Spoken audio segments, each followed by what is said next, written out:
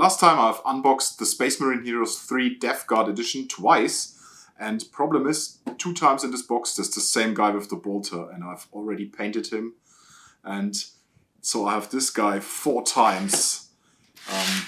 And these 4 sprues need to be different in the end result. So let's go converting. So let's see what we can do with this guy. The problem with this guy is his foot is on the base. So we need to extract the foot from the base. So I have my heavy duty pliers here. My heavy duty pliers. If I do this, it's probably not gonna cut it off right.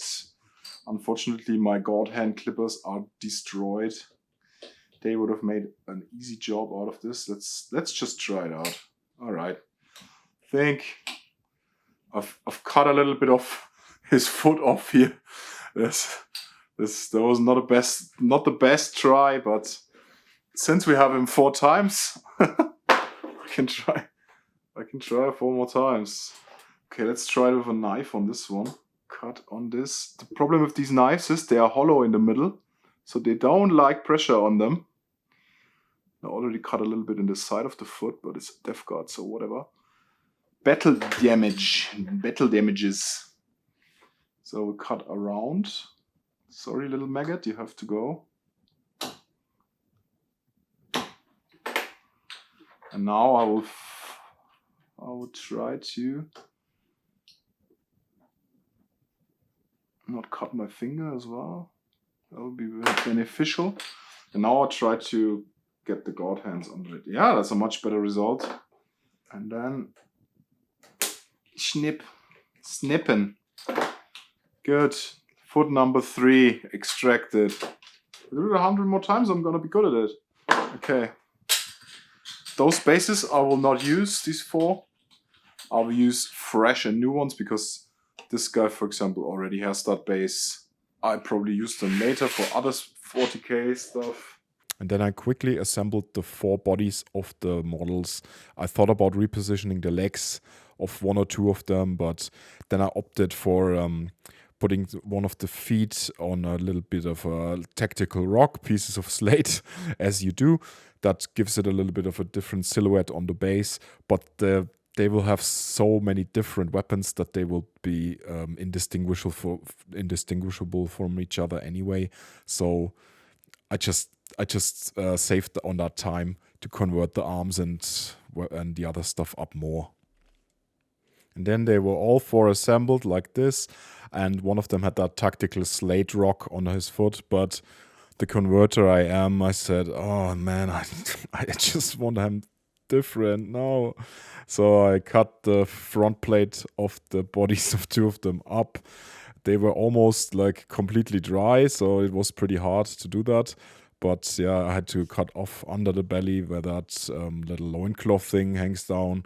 I had to cut that off and then search for 2 front armor plates and put them on. And but yeah, that's just sometimes what you have to do when you're converting. You don't like something and then you go back and forth and then, you know. Yeah, it was a little bit annoying. I should have thought about this earlier. It would have been much easier if the bodies were not assembled together. Then it would be so much easier to cut it away with a knife. And then to fill these gaps up, I have a kneecap that I need replacements, and this is still wet. I have these nail art beads here. These are little tiny half spheres, and I will probably use the 3 smallest ones here. Yeah, probably the 3 smallest ones are best. And then how I do this, I use my knife here, and I spike them up like so. And then I can place them wherever I like. And usually it's best if it's just plastic glue or sprue glue or something, then they won't really stick. So a little bit of, oh, that was a little much. Super glue on top, and then squish them in. And that was, it disappeared in the knee. Sorry, buddy, now you have a pox in your knee. That happens sometimes. I hope it doesn't rattle. No. I hate when my miniatures rattle. Okay, let's take a bigger one. bigger one for the kneecap. And you know what?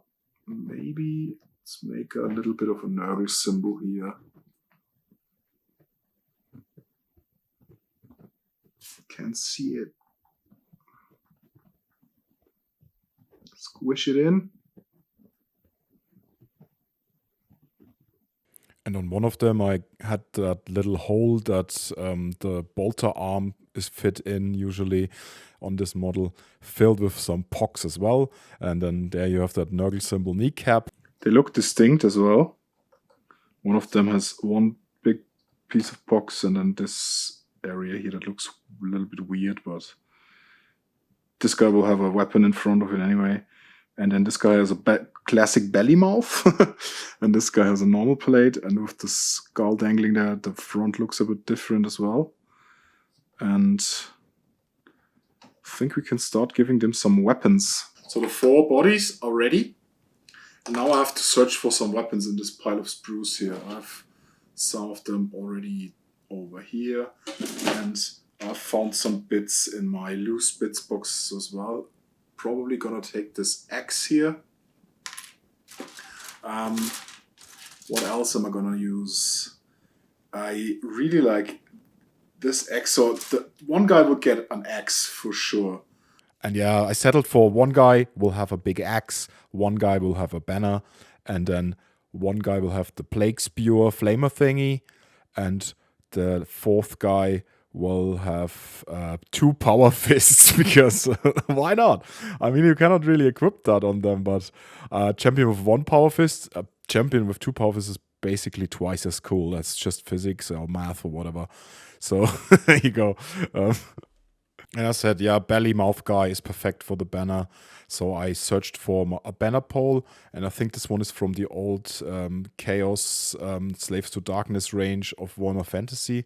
And I just cut the arm off, used only the hand, and I got rid of that little skull because that was like not fitting to that Plague Marine arm.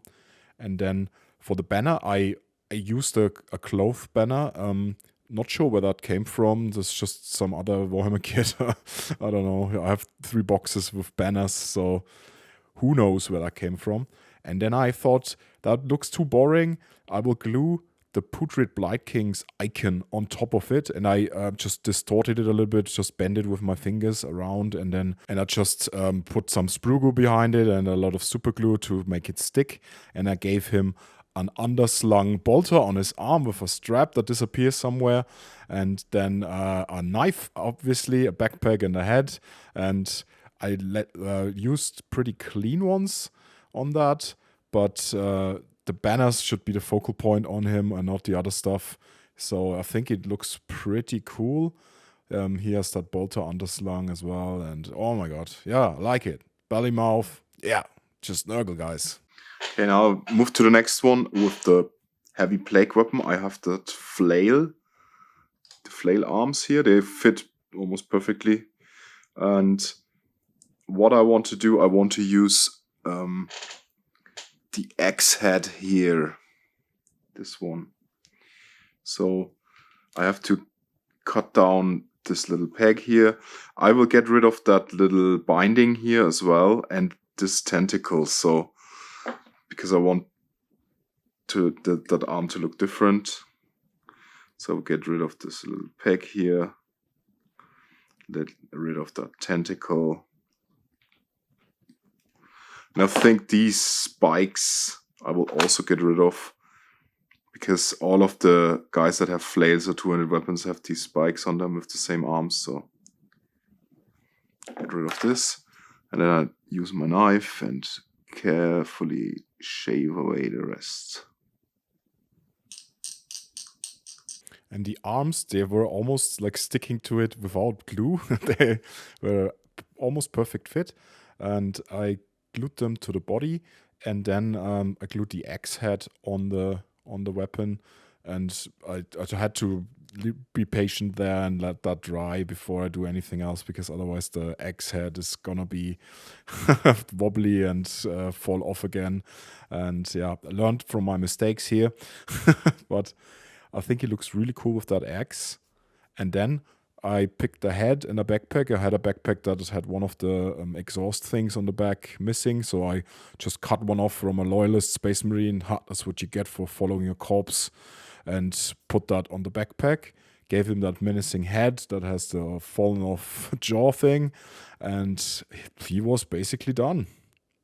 The only thing missing was there was a spike or something on the backpack, and I cut that away with another conversion. I don't really remember.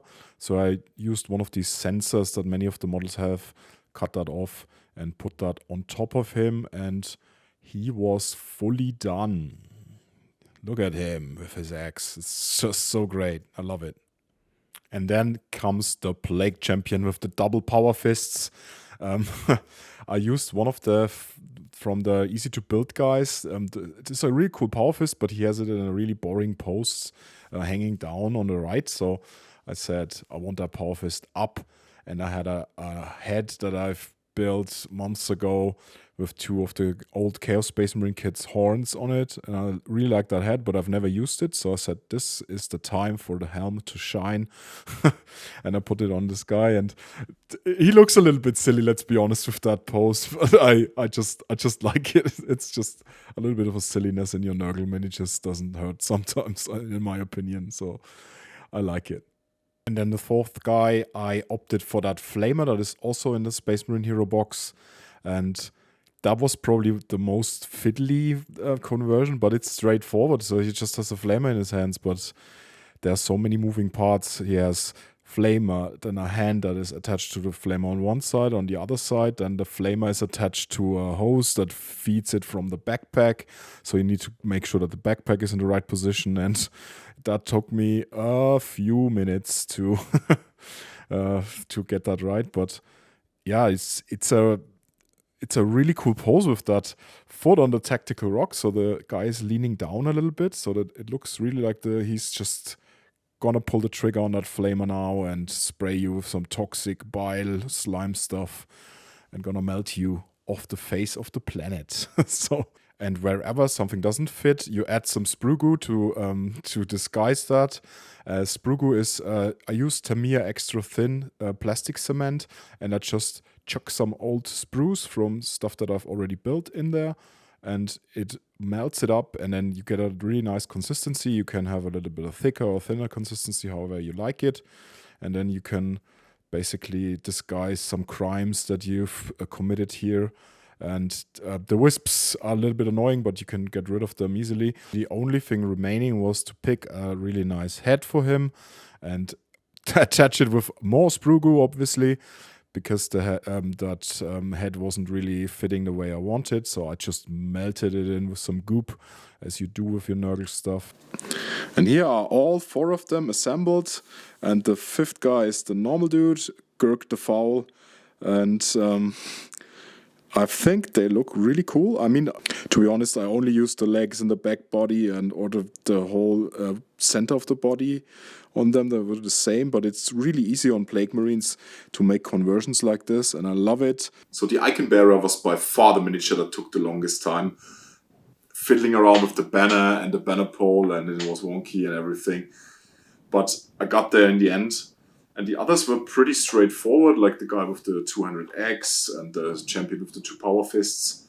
And the Flamer guy was a little bit wonky in the end, but I could do it in a reasonable time as well. Yeah, this is all I have time for this week.